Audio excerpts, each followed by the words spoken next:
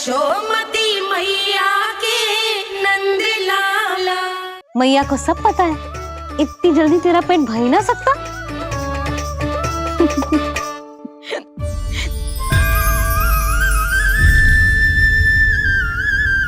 ये क्या है लल्ला? ये क्या था तेरे मुंह में, दिखा। ओहो, मैं तो भूल ही गया था कि मेरे भीतर ही तो सारी सृष्टि समाई हुई है। मैया ने उसकी झलक देख ली, अब क्या होगा? क्या हुआ यशोदा? सुनो जी, हमारे लल्ला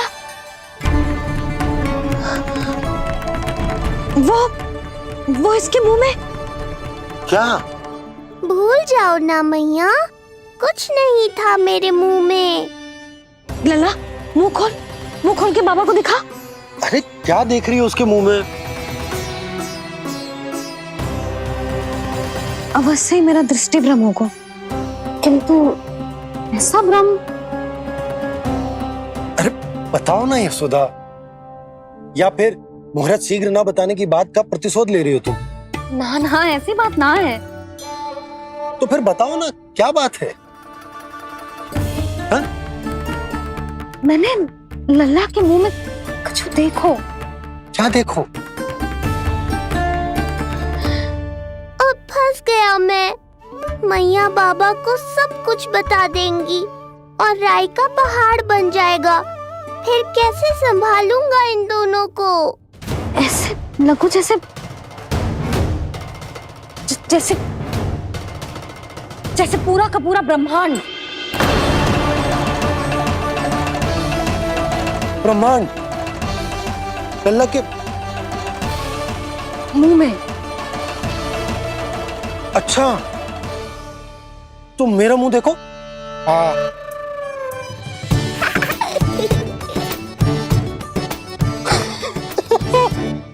ब्रह्मा। यशोदा, मुझे पता था आप मेरा उपहास उड़ाओगे। अरे नहीं, तुम देखो तो सही।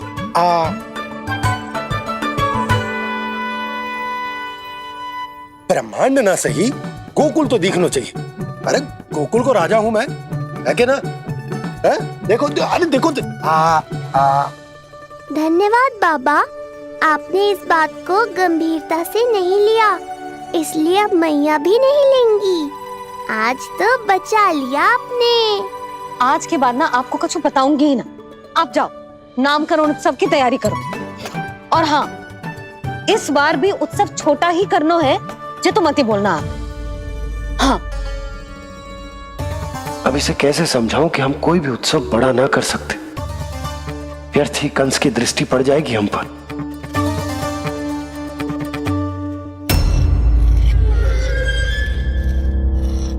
लगता है आपके सैनिक और तलवार दोनों की धार कुंद पड़ गई है महाराज। महाराज, मुझे भय था कि कहीं ऋषि गर्ग मुझे श्राप ना दे दे।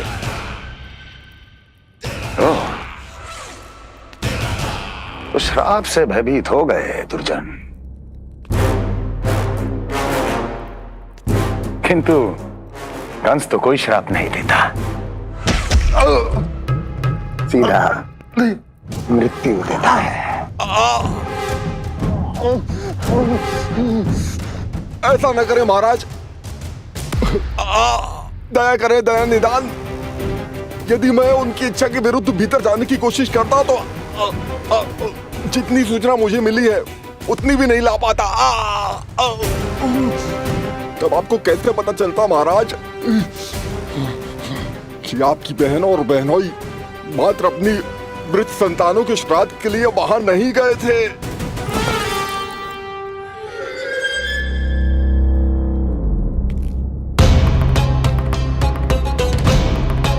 आगे बोलो। पूरी तरह तो नहीं सुन पाया महाराज, किंतु मैंने स्वयं अपने नेत्रों से देखा है महाराज। राजकुमारी देवकी ने ऋषि गर्ग के हाथ में कुछ दिया था। ये सत्य है महाराज, और ऋषि गर्ग ने उन दोनों को वचन भी दिया था सही समय की प्रतीक्षा कीजिए राजन, आपके दोनों कार्य पूर्ण होंगे। महाराज, मैं आपका सबसे विश्वसनीय सेवक हूं। आपके हर आदेश का पालन करना मेरा अधिकार है और मैंने अपने अधिकारों का पालन किया भी है महाराज। किंतु फिर भी यदि मेरी ओर से कोई भूल हुई हो, मुझे क्षमा करे दयानिधान, मुझे क्षमा करे। इसका अर्थ है कि उत्कच सही कह रहा था।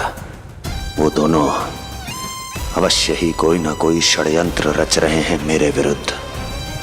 समय आ गया है, अब मुझे किसी ऐसे की खोज करनी होगी जो उतना ही शक्तिशाली हो जितनी की मेरी ये तलवार।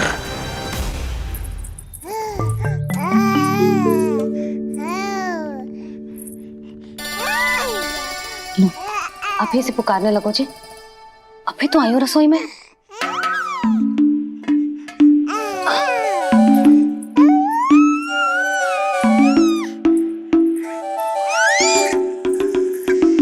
शीघ्र ही तुझे भी अपने बाबा का हाथ बटाना पड़ेगा, समझ रहे हो ना? बटाएगा ना हाथ? अभी जे 100 दिन का भी ना हो और जे इस नन्हे से बालक को काम काज का भार सौंपने की बात करने लगे। काम का नाम सुनते ही मुख से स्वर ना निकल रहे तेरे? अभी तो बड़ा ऊ कर रहा था। बता, हाथ बटाएगो के ना? अरे बता ना।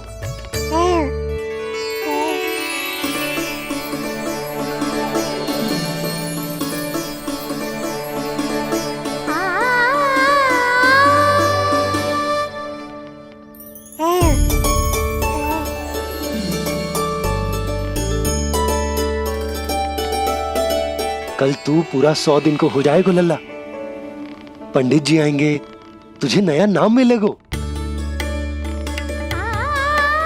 देखो तो मन में तो इनके भी कितना उत्साह भरो है, बस दृष्टि में मैं ही आती हूँ। और कल तुझे वो नाम मिलेगा लल्ला जिससे पूरा संसार तुझे पहचानेगा।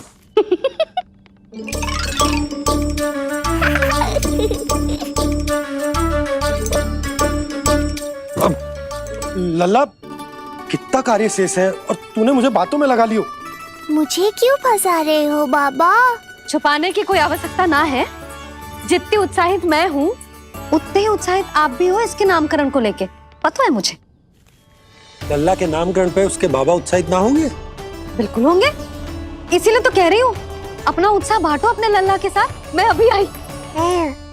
अच्छा, ऐसे तो तुम लल्ला को छोड़ के कहीं ना जाती।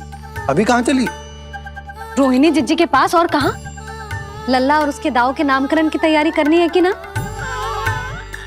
कितने लोगों को आमंत्रित करना है, कितने प्रकार की मिठाइयां बनानी है, ढोल वाले को कितने बजे का समय देना है, ये सब सुनिश्चित करना है ना, ताकि ये उत्सव गोकुल का सबसे बड़ा उत्सव हो। अरे सूची देनी है जिज्जी को।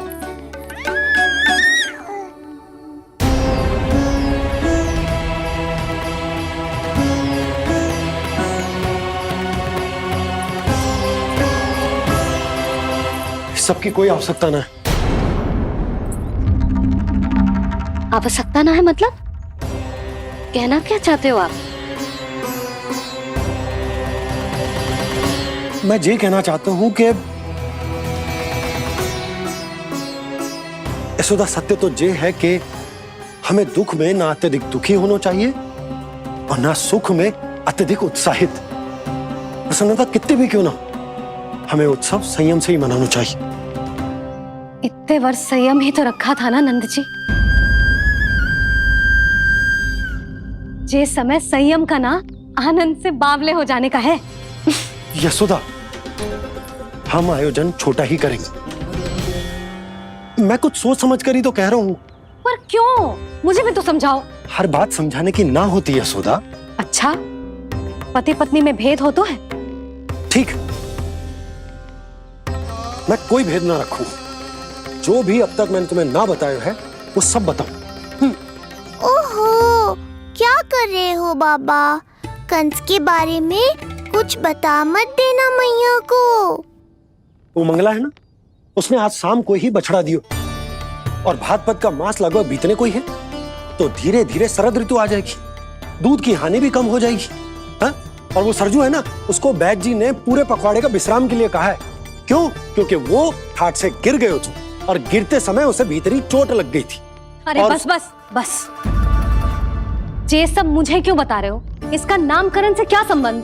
तुम्ही ने तो कही ना कि पति पत्नी के बीच में कोई भेद ना होता, तो मुझे जो भी बात पता है मैं तुम्हें बताऊंगा। कितनी समझदारी से बात बदल देते हो आप, और भोली भाली मैं आपकी बातों में आ जाती हूँ और इस सब में असली बात तो रह ही जाती है। किंतु आज बात मेरे लल्ला की है, उत्सव तो विशाल ही होगा और इस बारे में कछु और ना सुनूंगी मैं।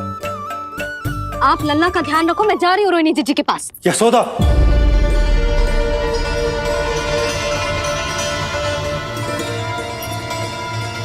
बात केवल सुनने की ना होती, उसे समझना भी पड़ता है।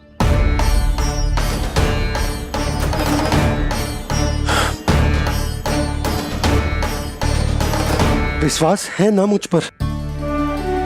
मैं कुछ सोच समझ कर ही कर रहा हूँ ना। उत्सव तो छोटा ही होगा।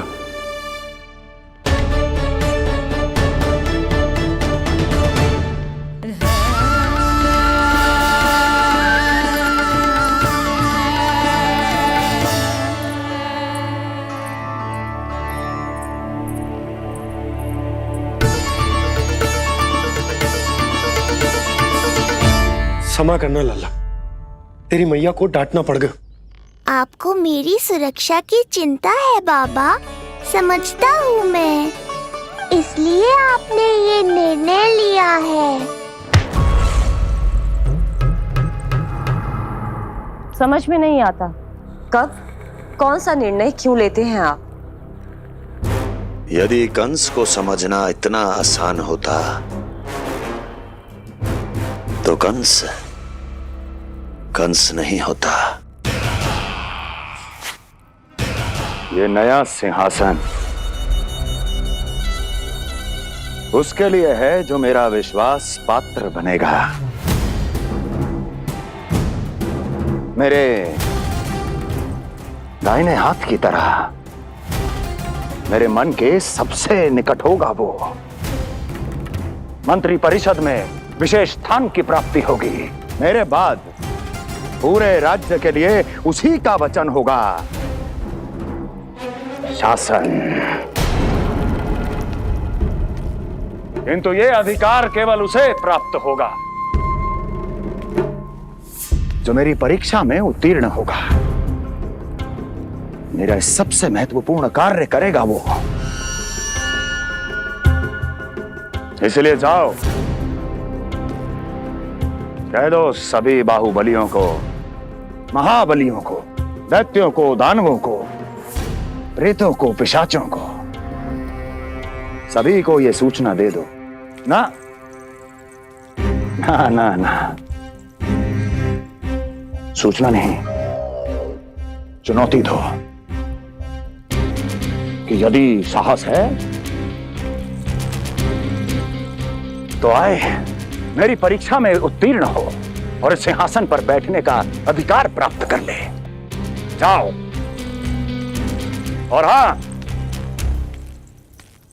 ये अवश्य कहना कि केवल वही आए जिनके हृदय में साहस का ज्वालामुखी धधकता हो, जिनकी तलवारें पर्वतों का सीना चीरने को व्याकुल हो, जिनकी संकल्प शक्ति इतनी दृढ़ हो कि मृत्यु से टक्कर ले लें। कायर नहीं चाहिए मुझे। जाओ। महाराज, आप जिसे भी ये विशेष पद देंगे, भविष्य में यदि वही हमारे शीश पर बैठ गया तो क्या करेंगे आप? पहले ऐसा कोई योद्धा सामने तो आए अस्ति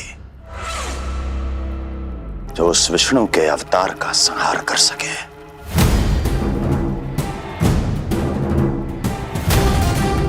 और जहां तक प्रश्न है हमारे शीश पर बैठने का, तो स्मरण रखो अस्ति, कंस को अच्छी तरह आता है ऐसे दुस्साहसियों को बीच दरबार में खड़ा करके अपनी उंगलियों के संकेत पर नृत्य करवाना।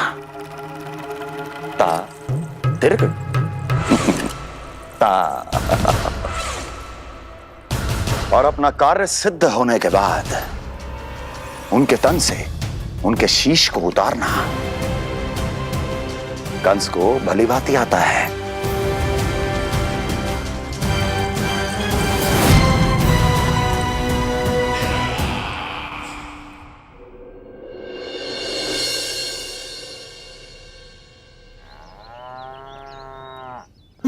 पूरे 100 दिन का होगा हुआ तो लल्ला, कम से कम 100 व्यक्ति तो आने चाहिए थे ना तेरे और तेरे दाऊ के नामकरण में। हाँ, अब तुम मुस्कुरा क्या रहो है? तू ही बता, जे भवन देख के लग रहा है कि यहाँ कोई उत्सव है? बिना अतिथियों के कैसा उत्सव और कैसा आनंद, तू ही बता। और मैं करूं भी तो क्या? पता है लल्ला, मुझे तो लग रहा है तेरे बाबा ना कंजूस होगा है। नहीं तो भला और क्या समस्या हो सकती है उन्हें बड़े आयोजन से? अरे गोकुल के राजा का लल्ला है तू, राजकुमार। यदि तेरा आयोजन बड़ा ना होगो तो भला किसका होगो?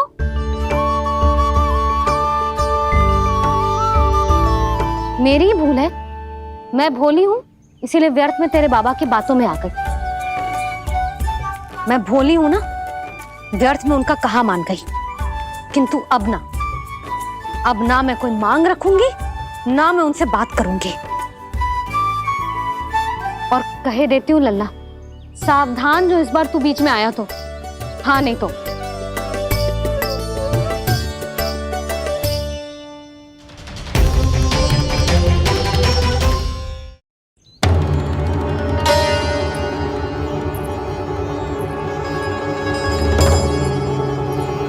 क्या होगा? हाँ, सब ठीक तो है ना? आप इतनी चिंता में क्यों हो जी? कोई बुरी सूचना तो ना मिली? अब जे मत ही कहना कि जे भी मुझसे छुपाना पड़ेगा। जो भी है मुझे बताओ। पंडित सदानंद जी महाराज वो नामकरण के लिए ना आ सके। उनकी बिटिया के पांव भारी, उसे लिवाने वो समझाने गए। ये तो शुभ समाचार है।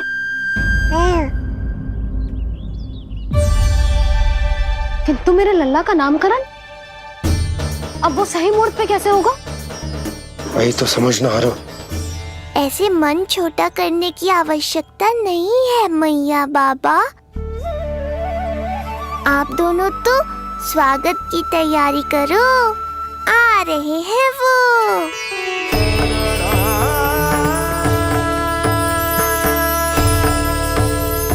लो, आ गए वो जिनकी मुझे प्रतीक्षा थी। आप दोनों व्यर्थ ही चिंता कर रहे थे।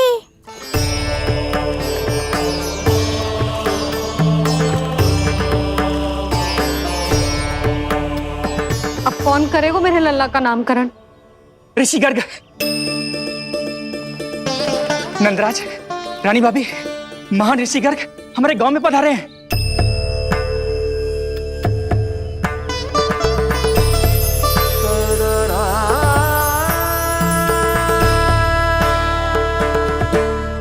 ऋषि गर्ग गोकुल में? हाँ नंदराज, और कह रहे थे उन्हें यादव राज वासुदेव जी ने भेजो है रानी जी के पास। अरे तो तुम लोग खड़े खड़े क्या देख रहे हो? जाओ उनके सत्कार की तैयारी करो।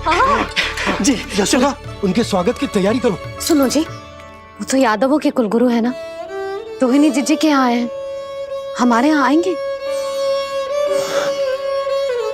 आप देखती जाओ मैया, वो सीधे हमारे घर ही आएंगे।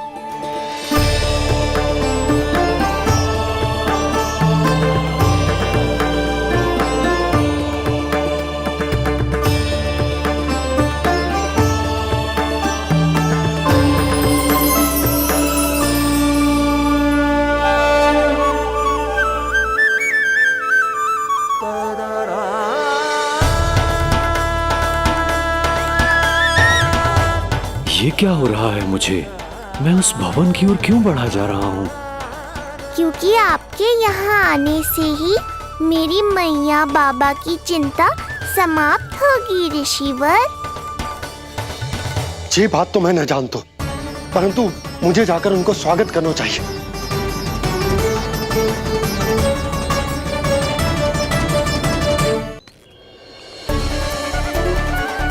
गुरुदेव, कल्याण हो। भगवान श्री नारायण के महान भक्त आज हमारे गांव में पधारे। हमारा जीवन सफल है गया आज। वो भवन आपका है नंदराज? आपके शुभ चरण पड़ेंगे तो हमारा जय भवन पवित्र हो जाएगा। इतने बड़ी ऋषि अगर हमारे घर पधारेंगे तो हमारे तो भाग्य ही संवर जाएंगे। मैया आपके दर्शन को तरस रही है ऋषिवर। संकोच मत कीजिए, अब आप ही जाइए। पधारिए गुरुदेव। न जाने क्यों मेरे पांव अपने आप ही आपकी भवन की तरफ जाने को व्याकुल है नंदराज। पधारिए गुरुदेव, आइए।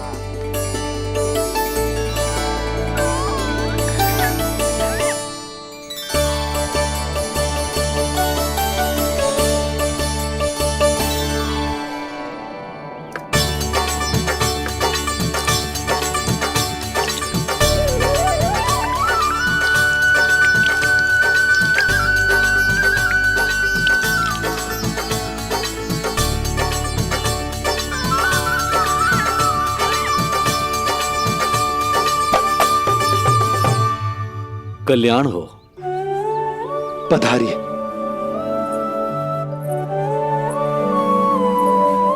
आया तो था मैं रानी रोहिणी के भवन में, पर पता नहीं कैसे यहाँ खींचा चला आया। विराजिए गुरुदेव। महाराज, आप इसे भी रोहिणी जिज्जी का ही घर समझिए। मैं अब भी बुलाकर लाती हूँ। महाराज, ये हमारा सौभाग्य है कि आपने यहाँ आना स्वीकार किया। कहिए, क्या सेवा करूं मैं आपकी? मुझे आपके भाई वासुदेव ने भेजा है नंदराज।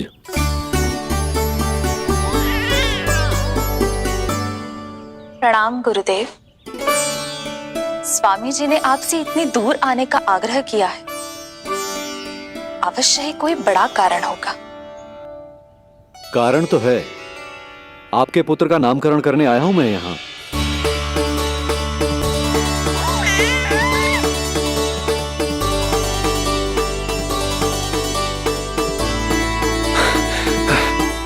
ऋषिवर, तब तो आप अत्यंत ही शुभ दिन पधारे। आज का ही मुहूर्त निकलो है भाभी के लल्ला और हमारे लल्ला के नामकरण के लिए। हम तो पंडित जी गांव से बाहर हैं, इसीलिए आप। अब तो आप यहाँ आ गए हो, आप हमारे भी लल्ला का नामकरण कर दो ना। पुत्री, ये क्या कह रही हो तुम?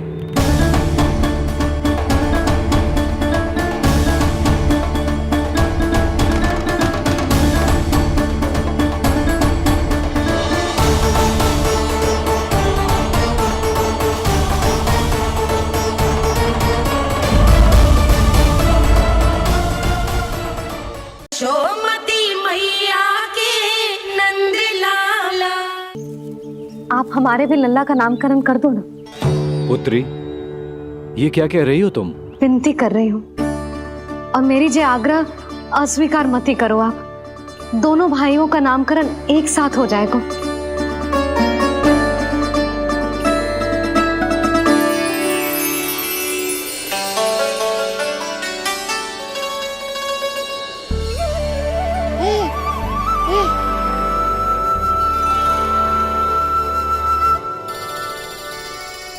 कितने प्यारे और निर्दोष बालक हैं।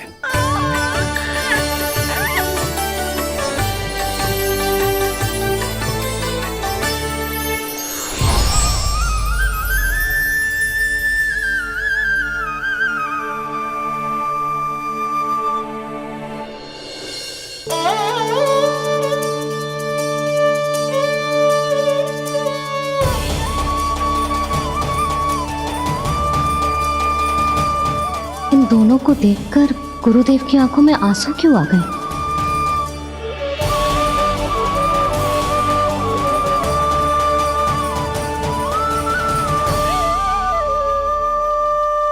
ये क्या कर रहे हैं ऋषिवर?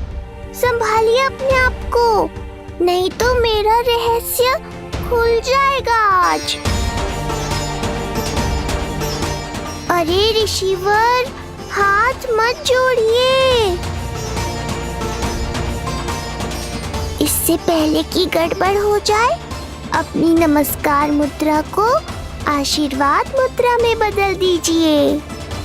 बात को समझिए, मैंने ये अवतार मैया और लल्ला के अद्भुत संबंध का अनुभव करने के लिए लिया है, पर आपकी भावुकता के कारण यदि मैया को मेरा सत्य पता चल गया तो ये संबंध ही बदल जाएगा।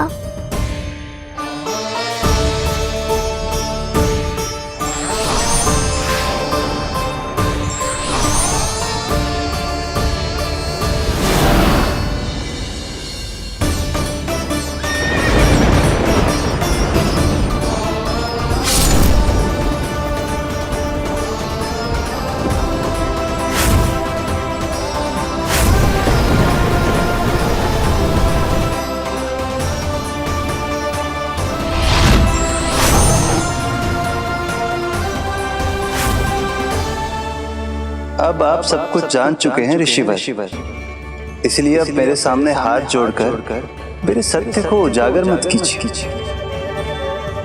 अपने शिष्य वसुदेव के पुत्र के रूप में मुझे आशीर्वाद दीजिए।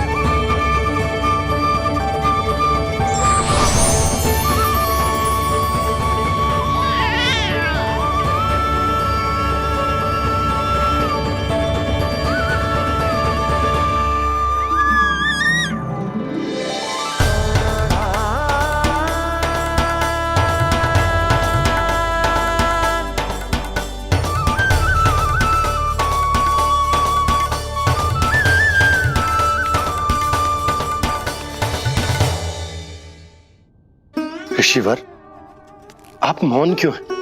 और आपकी आंखों में आंसू? सब कुछ ठीक है ना? अब तो आप हमारे लल्ला का नामकरण करोगे ना?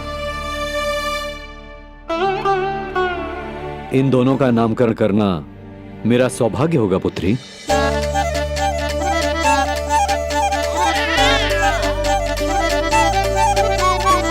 परंतु ये गोपनीय रूप से करना होगा।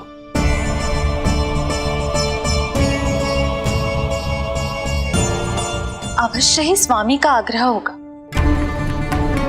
ताकि कंस की बुरी दृष्टि हमारे पुत्र पर ना पड़े।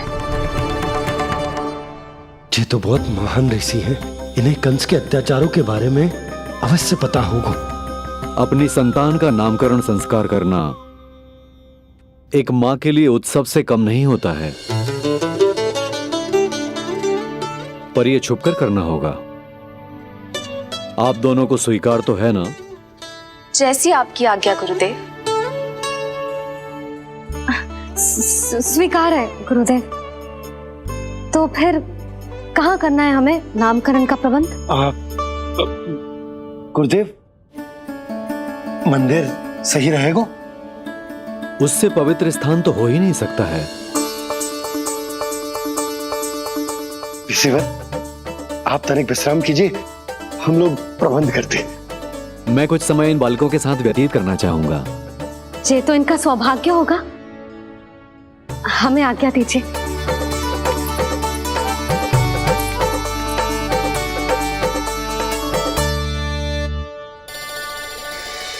प्रभु, स्वयं भगवान होकर भी आपको बंदी गृह में जन्म लेना पड़ा। अब अपनी मां को छोड़कर दूसरी मां के यहां पलना पड़ रहा है। जब से गोकुल आए हैं, छुप छुप कर रहना पड़ रहा है। इतनी नन्ही सी अवस्था में दुष्ट कंस के कितने ही आक्रमणों का सामना कर चुके हैं आप। और जिस उत्सव में सभी सप्तऋषियों और सभी देवी देवताओं को साक्षी बनकर आना चाहिए, उस नामकरण उत्सव को यहाँ एकांत में करना पड़ रहा है। क्यों प्रभु? इतने कष्टों को सहकर ये अवतार क्यों लिया है आपने? दुष्टों का नाश करने के लिए, धर्म की स्थापना करने के लिए और सबसे अधिक मैया की ममता का अनुभव करने के लिए। पर इसके लिए इतने कष्ट? मानव जीवन लिया है तो कष्ट तो उठाने ही पड़ेंगे ऋषिवर। मानव जीवन की आंच जला रही है, फिर भी आप मुस्कुरा रहे हैं प्रभु। ये कैसा अनोखा अवतार है? आंच में जलकर भी यदि मैं नहीं मुस्कुराऊंगा तो अपने भक्तों को क्या शिक्षा दूंगा मैं? आज एक कंस का प्रकोप है, भविष्य में सहस्रों कंस होंगे और आने वाले युगों में होंगे अनगिनत कंस। उस समय मेरे भक्तों को पता होना चाहिए कि अपने कष्टों को कैसे सहना है और धर्म के पथ पर अडिग कैसे रहना है।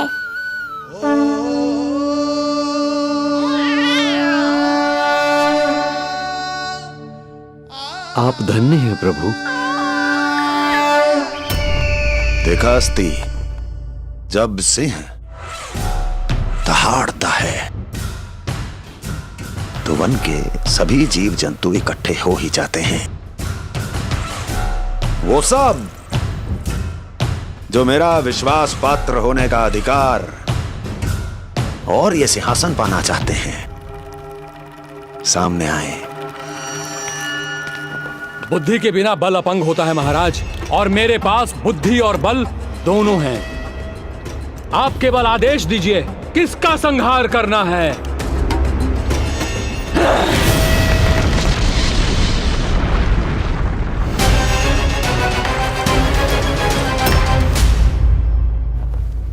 सारी तैयारी हो गई। बोलो। आप गुरुदेव को बुला लो, मैं रोहिणी जीजी और बालकों को ले आती हूँ। यशोदा, तुम रुष्ट तो ना हो ना मुझसे? मैं भला रुष्ट क्यों होने लगी? नहीं, तुम जो उत्सव बड़े धूमधाम से करना चाहती थी और बहुत प्रसन्न हूँ मैं कि हमारे लल्ला का नामकरण स्वयं ऋषि गर्ग पूरे विधि विधान से कर रहे हैं। मैं समझ गई, उत्सव बड़ा हो या ना हो, प्रसन्नता बड़ी होनी चाहिए। अरे मैं तो इतनी उत्साहित हूँ कि दोनों भाइयों का नामकरण आज के शुभ मुहूर्त पे हो रहा है। तो इससे पहले जो बीत जाए, जाओ। आप भी बुला लो।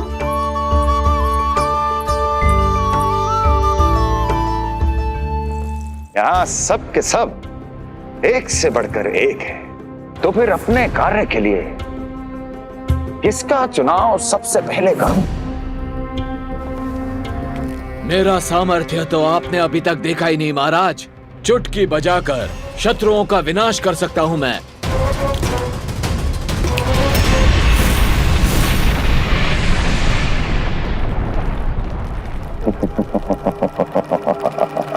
वाह! किंतु आपने तो बताया ही नहीं कि करना क्या है। वध करना है, एक नवजात बालक का वध। उसे साधारण बालक मत समझना। गोकुल में नंद के घर पल रहा वो बालक विष्णु का अवतार है।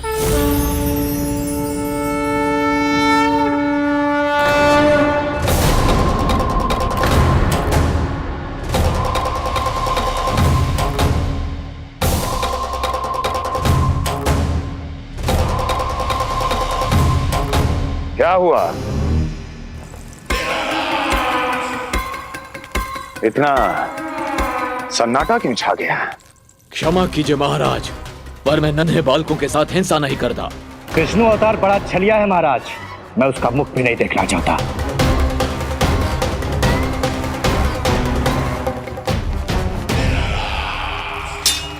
गाने दो इन्हें। वैसे भी इस सिंहासन के लिए मुझे कायरों की कोई आवश्यकता नहीं, जाने दो।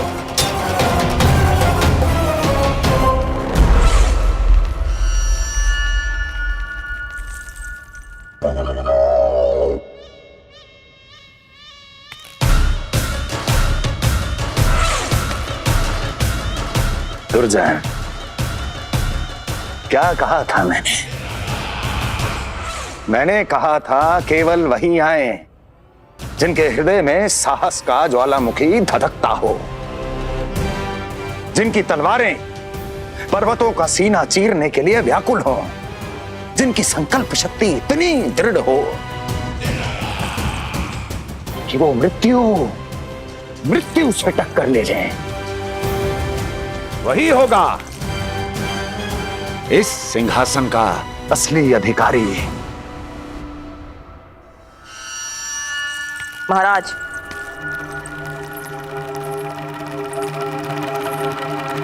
ना तो आपके दिए इस सम्मान का कोई मूल्य रह गया है और ना ही आपके भय का। अभी अभी आपने ही कहा था ना कि जब वन में कोई सिंह दहाड़ता है तो उस वन के सभी जीव जंतु एक जगह एकत्रित हो जाते हैं, परंतु उसी वन में जब कोई बब्बर सिंह दहाड़ता है तो वही जीव जंतु भय के मारे इधर उधर भागने लगते हैं। निश्चित ही वो बालक इन सब के लिए बब्बर सिंह बन चुका है। उसका भय हमारे साम्राज्य की नींव हिला रहा है महाराज।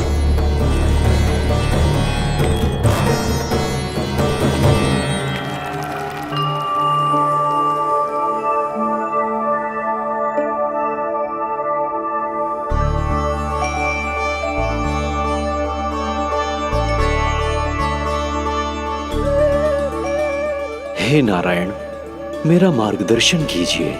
हे मां सरस्वती, मुझे आशीर्वाद दीजिए ताकि मैं दोनों बालकों के लिए सर्वोत्तम नामों का चुनाव कर पाऊं।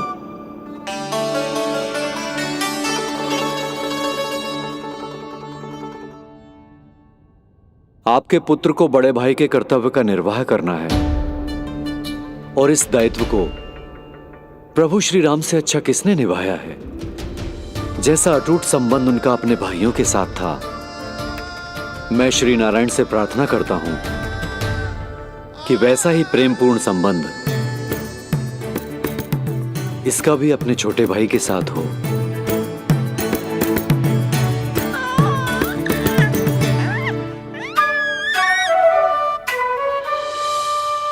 इसीलिए इसका नाम राम हो, इसीलिए इसका नाम राम, इसीलिए इसका नाम राम।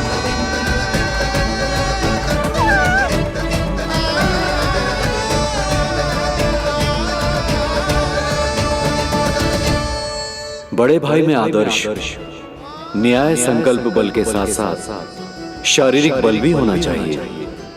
मैं देख पा रहा हूं ये बालक इन सब बलों के लिए जाना जाएगा।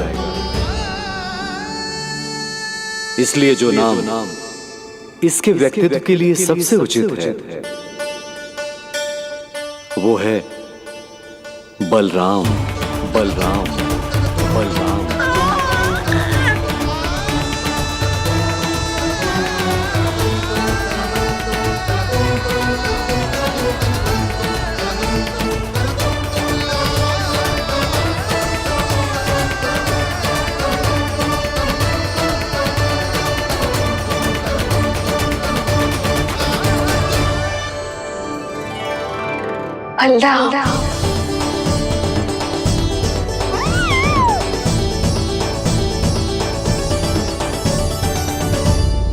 तो फिर उसका नाम बल राम रखना। कैसा अद्भुत संयोग है रिसीवर। जब इसके जन्म की सूचना देने मैं वसुदेव भैया के पास मथुरा गया था तब उन्होंने भी यही नाम रखा था, बलराम। ये संयोग नहीं, नारायण की इच्छा है नंदराज। बलराम से अधिक उपयुक्त नाम इस बलराम के लिए कुछ और हो ही नहीं सकता है। पर मैं तो दाऊ कहकर ही बुलाऊंगा इन्हें, बलदाऊ।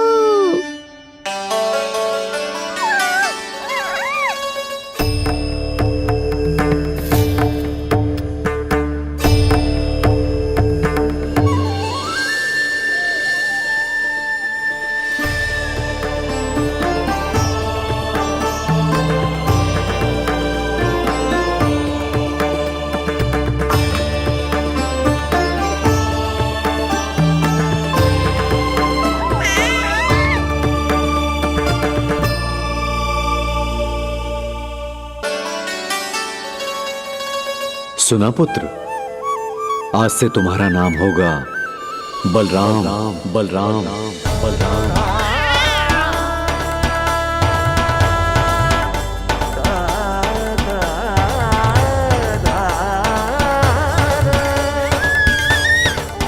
गुरुदेव, कितना अद्भुत नाम दियो है आपने इसे। अब मेरे लल्ला को भी ऐसा ही कोई उत्तम सा नाम दे दो।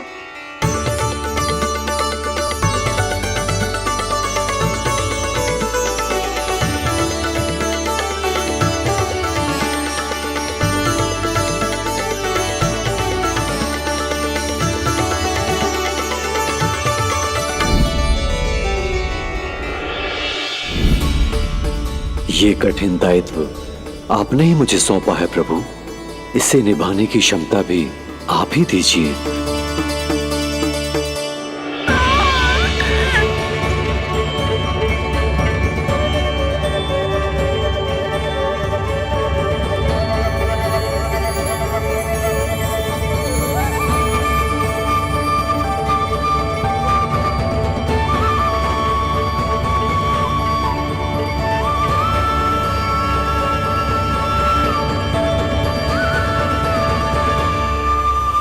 कृष्ण कृष्ण कृष्ण कृष्ण कृष्ण कृष्ण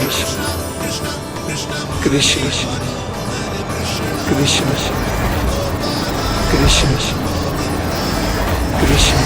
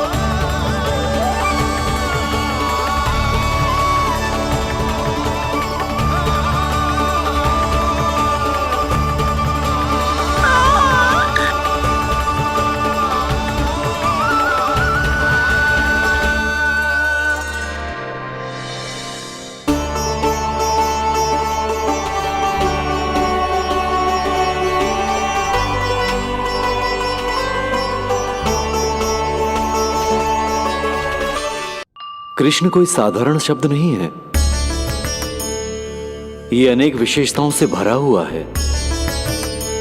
क बना है कमलकांत से, अर्थात वो जो श्रीपति विष्णु जैसा हो।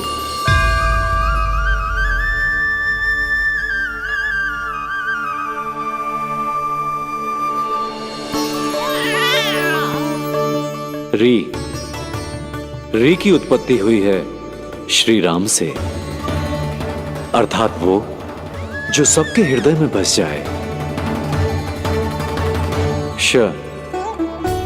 ऐश्वर्य के स्वामी विष्णु के लिए, अर्थात वो जो समृद्धि लेकर आए।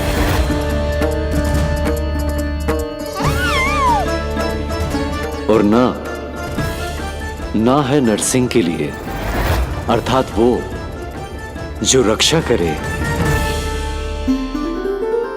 और अंत में आकार की मात्रा सूचक है अग्निदेव का, अर्थात वो जो स्वयं तप कर सबको पवित्र कर दे।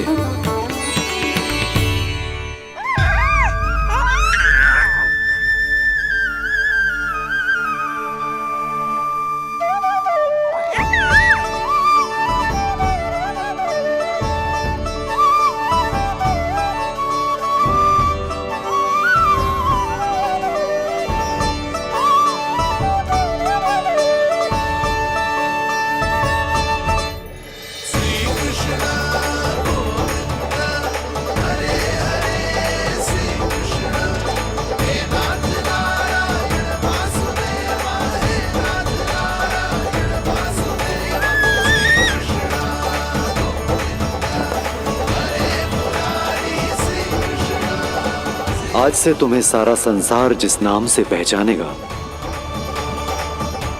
वो नाम है कृष्ण। वो नाम है कृष्ण। वो नाम है कृष्ण।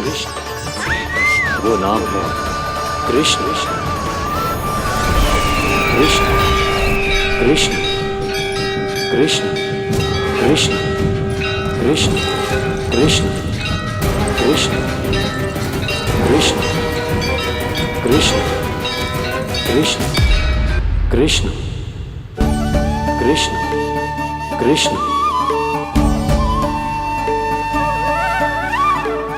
यशोमती मैया के नंद लाला, यशोमती मैया के नंद लाला। असुरी कार्य करने वालों के लिए कृष्ण नाम का अर्थ एक और भी होगा। वो घनी अंधेरी रात जिसमें इसने जन्म लिया, पर इससे जो प्रेम करते हैं उन सभी के लिए कृष्ण नाम का अर्थ होगा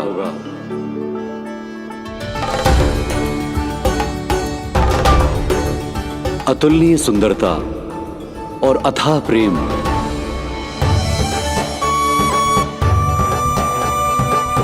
इन दोनों विशेषताओं का साक्षात स्वरूप होगा ये कृष्ण।